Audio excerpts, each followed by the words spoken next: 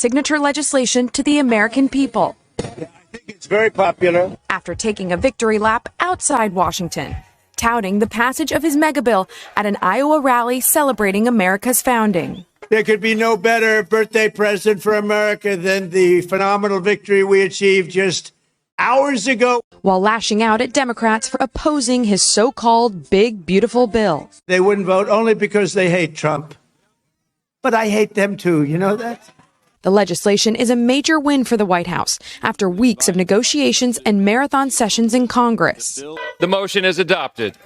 The bill passing 218 to 214, with 2 Republicans joining all Democrats in voting against it. The vote came after Democratic Minority Leader Hakeem Jeffries spoke for nearly 9 hours, breaking the previous record for the longest House speech in history. No matter what the outcome is on this singular day,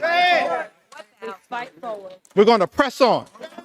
The bill extends the Trump-era tax cuts from 2017, eliminates taxes on both tips and overtime, and includes billions for immigration enforcement and military spending. It also means cuts to health care programs like Medicaid and Planned Parenthood, SNAP benefits, also known as food stamps, and clean energy tax credits. Faced with some opposition in his own party, President Trump spent hours on the phone and in meetings trying to convince Republican holdouts to get on board. Trump persuading lawmakers like Congressman Andy Harris, who had concerns about the trillions of dollars the legislation will add to the deficit. But is that caving?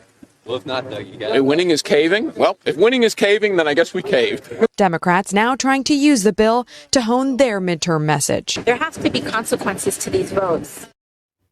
And this evening, President Trump will hold a holiday picnic for military families where those American pilots who flew the B-2 bombers that attacked Iran's nuclear facilities last month are expected to attend.